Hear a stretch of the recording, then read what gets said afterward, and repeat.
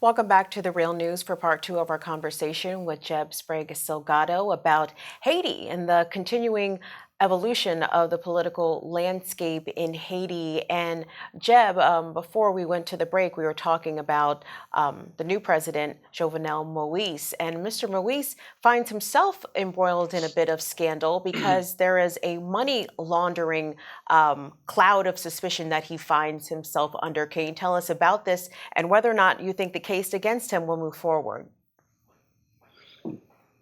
Yeah, so this is a common occurrence with this neo-Duvalierist grouping in the country, their involvement in corruption and these sorts of activities.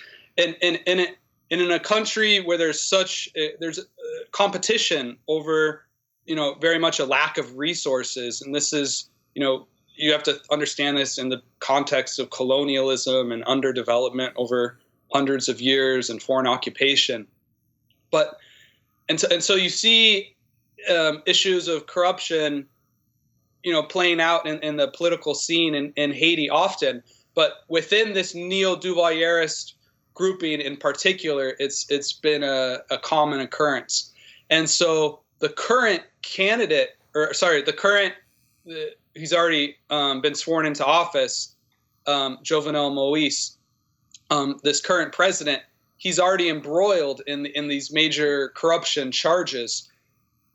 If he will actually be held to account, or if they'll have a legitimate investigation and court trial into it, that I'm very doubtful of. What are they accusing him of doing? There's different sorts of with his agricultural enterprises and different businesses of moving around money. It's pretty complicated. But the major problem, though, is that the court system in the country, since the 2004 coup, it also has been completely altered. So this is another story that not many people know about, but there were dozens of judges who were removed from their positions after the coup. There were also hundreds of former military members and actually their financiers, like elites in the country, who court cases had been built up throughout the 1990s and in the early 2000s. Court cases had been built up about their involvement in funding these neo-FRAP paramilitary death squads, about their role in funding, and then court cases also built up about the paramilitaries and killing people, carrying out massacres, like the entire or a big part of the Souverain family and a lot of other families that were really brutally massacred in the early 2000s. And so there were court cases. And so after the coup, these court cases were completely ended. They were wiped out of the judicial system, and a lot of the judges and even some of the lawyers were removed from Haiti's judiciary. And so now in the country, so for example, some years ago, I interviewed Louis Geldel Chamblain, the founder of the FRAP death squads, who was living in the Hotel Ibolele in Pétionville in Port-au-Prince, and with complete impunity. He was living in a hotel room next to UN officials and other, wealthy families coming from the diaspora to visit, staying at the hotel. And, he was living, he openly spoke with me. He has no fear of being arrested. This is the founder of the FRAP death squads, who was the second lieutenant to Guy Philippe when they carried out the attack before the coup. And so the court system in the country, it's really a mockery of what they were attempting to build in this democratic interregnum. they were attempting prior to the coup. You know, Jeb, you're talking about the paramilitary aspect of this, and I want to get to Guy Philippe and what's happened to him. So, Guy Philippe, he's a paramilitary leader in Haiti. He was taken to the United States last month on drug trafficking charges that stem from 2005. And here we are in 2017. I mean, why does U.S. want him now, 12 years later, on drug charges? I mean, was it possible that he was about to divulge important information about American involvement in the 2004 coup against Aristide, in your opinion? No, he was not going to divulge any information. He's always trying to promote himself as like a nationalist, sort of renegade, and he's very much been like a poster boy for the right wing in the country, as like a handsome, sort of charismatic speaker in front of the media lens. But right now he's being held in jail in South Florida, and he's being brought in front of the federal court in Miami. So why was he arrested? Why was he arrested now in December of 2016? That's the question. So Guy Philippe, it's important here to look at the long history and you know how it's ended up. And so Guy Philippe, initially as a part of this, what they called the Ecuadorians, this new military unit that was trained in Ecuador.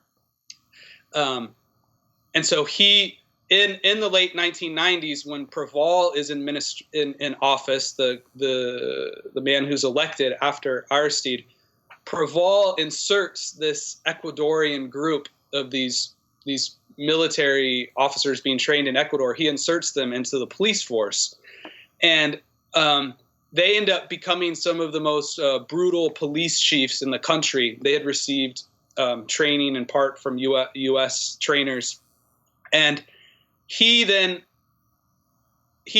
ends up allying with a lot of elites in the country. He turns against the government when he starts to come under criticism for his brutal tactics, and he ends up fleeing to the Dominican Republic, and with a few other of these real far right-wing former military police chiefs.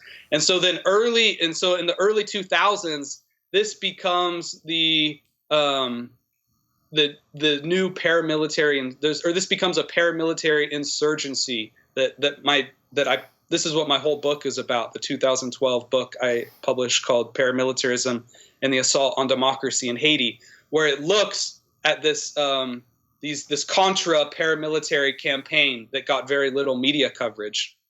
It looks at the mass violence, their attacks on families, on Lavalas officials, even their attempted attack on the Peligre Dam, which produces the majority of the electricity for Port-au-Prince.